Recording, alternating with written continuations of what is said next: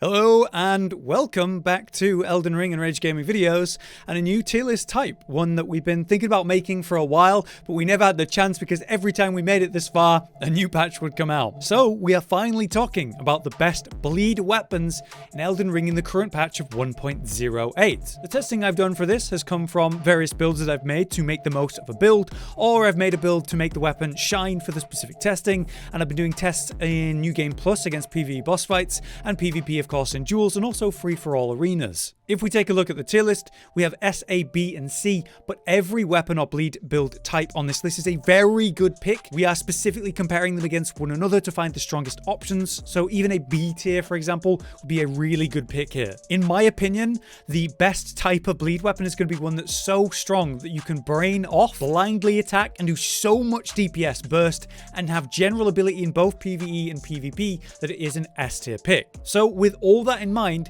we're going to start from the bottom at C, which is just barely Morgott's Curse Blade. As we are not really using it for its consistent bleed procs, it's not exactly the best bleed weapon, and that's why it's at the bottom. It was made better in multiple patches with, say, the curved greatsword weapon moveset being improved, specific attacks being faster, the ash speed is actually much more efficient and fast as well, providing actual trading potential in PvP, or a reliable way to deal damage in PvE where you're just spamming the ash over and over. In fact, the multi-pop aspect of that Ash of War is incredible in PvP, where you're doing duels and trading. Maybe you miss the actual strike, but the pop of the Cursed Blood protects you or deals damage to those trying to trade after. The problem with this one is the DPS potential. It's not even close to the other weapons on this list. However, it is just a functional and fun weapon that just doesn't find itself into, say, the top tier meta of the game currently. Very viable though, and that's why it's going to be at least acknowledged in this video. But now let's move up to B, where we have our first weapon, Mohgwyn's Sacred Spear here, which has that huge AoE bleed build-up that you channel via the Ash of War.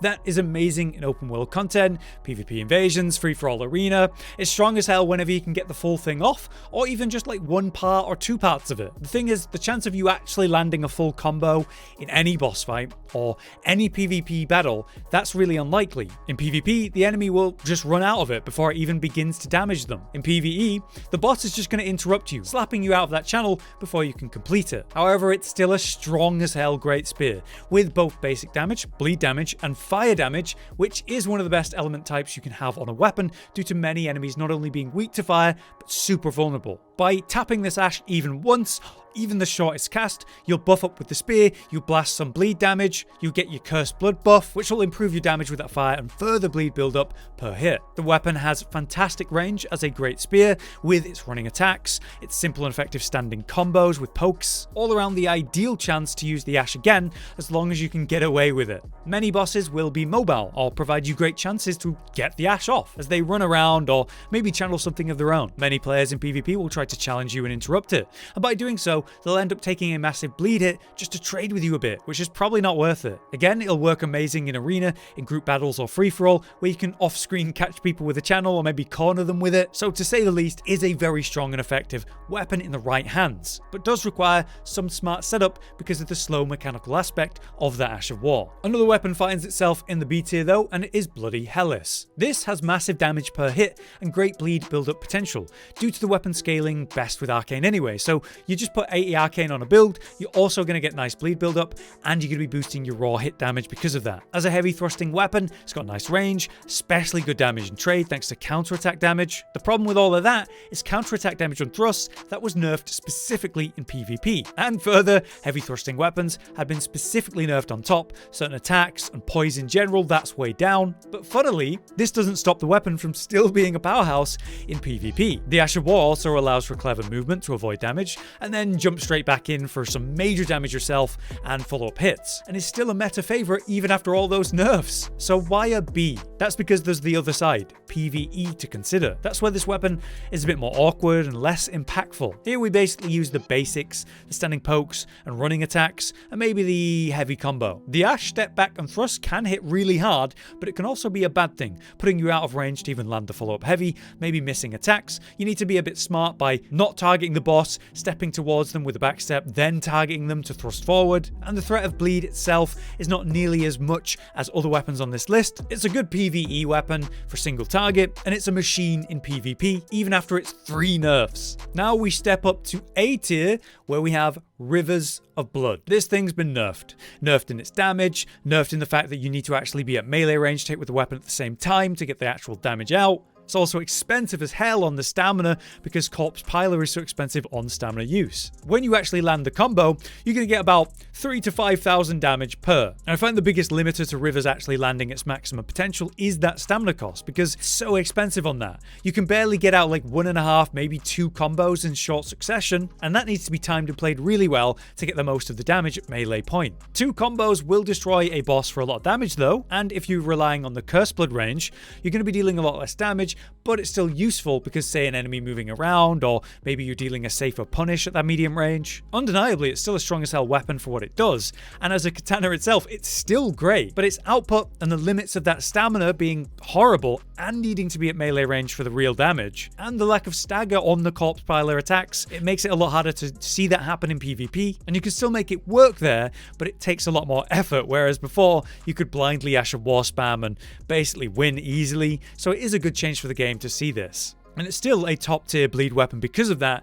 It's so effective immediately. Just more of a fair place now, and that's why I think A tier is where it belongs. Much like Eleonora's Pole Blade. With this one, if you can get the Ash combo off in full on a target, it's about 6,000 damage per combo, and you can just spam the combo back to back, so that racks up a lot of damage really quickly. It's just it has that awkward movement required on the Ash of War, where it forces you to jump forward and then back as part of the combo, your main source of burst and DPS. That awkward Ash movement can be incredibly poor for output when dealing with, say, a mobile enemy, like a boss on a horse here, or anyone in PvP where they're just not willing to stand and trade with you. That Ash needs to be used as part of a clever trade to really see it land the big damage. So while the DPS potential is higher than Rivers of Blood, literally, the function of the weapon is a bit awkward and less consistent by comparison. Baseline, the weapon is very good now in 1.08. Fast attack combos, an incredible charge heavy spin which will land many attacks and bleed procs. And we can't forget in 1.08, Twin Blades had a specific buff to really help them out. It's made a massive difference for two-handing your Twin Blades, and it's arguably the best Twin Blades option because of that. Between Rivers and Eleonora in terms of output and potential, I guess it comes down to player preference, and that's why they're both in the same tier, but Eleonora technically has higher DPS potential. Now we come to the final 3 in S tier. Let's start with Bloodflame Blade on any weapon, as shown by the Nagakiba there in this placeholder. What I mean is the Bloodflame Blade buff. You buff up a weapon, and now it's got bleed damage and fire damage. If you buff up a weapon that already had bleed damage on it, you're basically doubling the bleed buildup. But you don't need to be in Occult with high Arcane. You don't need to be in Bleed with high Arcane. So you can put those points into, say, Dex and make it a Keen weapon. Now you have a really high AR weapon thanks to your high Dex and Keen baseline. Then you've got double the bleed buildup, comparable to like an Occult or Bleed weapon, and you've got fire damage. Combine that with this neutral weapon with a good Ash of War that can land multiple hits in short succession, like many builds I've recently done on the channel, and you have one of the strongest options in the entire game. A meta pick, clearly, and you can do it with so many different weapons, ideally a Dex weapon. That could be the Nagakiba, it could be a literal scythe like we showed recently, one of the weaker weapon types dealing over 30,000 damage in one burst. This is insane. It is undeniable that Bloodflame makes so many weapons ridiculously good. So I strongly recommend you try it if you haven't. What could compare to that then? Well, obviously, it's Seppuku. In the case, we're having the Scavenger's swords here as the placeholder. The reason we picked the Scavengers here is because they are ultimately small, curved swords, which have an incredibly fast Power Stance moveset. Power Stance status buildup was nerfed as a specific concept. Seppuku deals more damage to you, and the power of the buff itself is also reduced. So yeah, while the buff is more expensive on health and not as powerful, yeah, the raw damage and output potential against any target that can bleed is still very silly. 2 Seppuku weapons that can attack in power stance quickly, you're going to kill most anything in outrageously fast times. You could run both weapons buffed by Seppuku while in Occult and 80 Arcane, and you can end up popping a bleed almost every hit while also dealing great damage because of the 80 Arcane and Occult scaling. But like I said, you could run any power stance pair here. That could be katanas, straight swords, whatever can take Seppuku in power stance and attack quickly.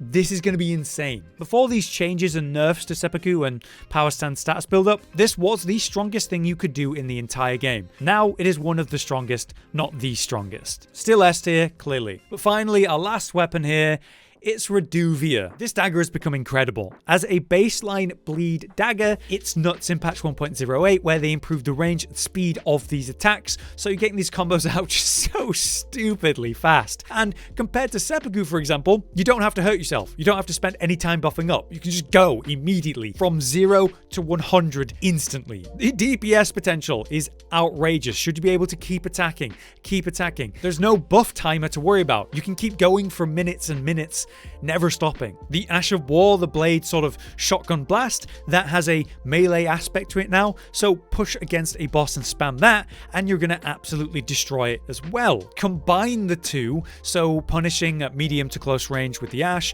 and then going all in on the long combos whenever possible, it's going to cut bosses apart. It's going to burst players down in PvP like it's nothing. It is incredibly powerful and instantly effective the moment you use it. To say the least, this buff to daggers has made a major difference, and Reduvia has benefited the most of all. This is one of the strongest weapons you can pick in the game, in my opinion, at this point, and it's hard to argue that a bleed anything is going to be better than this. Seppuku can compete with DPS and power, but there's the downsides of Seppuku now. Reduvia has none. But there you have it. That is my complete bleed tier list. Once again, I remind you though that the icons here for the Scavenger's Curved Sword and the Katana here, these are any weapons in power stance with Seppuku or buffed up with Bloodflame and has base bleed and is high dex. Let me know what you think though. Is there anything in this list I should have included but didn't? As we continue our wait though for patch 1.09 or beyond, let me know if there's any other tier list comparisons or testing you'd like me to see for this series. For now though, I've been Hollow, you've been you. Thanks for watching. We'll see you next time. Josh, Cotton, and Hollow with the videos, dropping the humor like a hammer on your tippy toes, bringing entertainment on a daily arrangement to take our insanity and turn it into entertainment. Yes, I said entertainment twice, to reiterate that it is nice to look into your faces on a mostly daily basis when you let us in your homes to make the whole world a stage. Goodbye.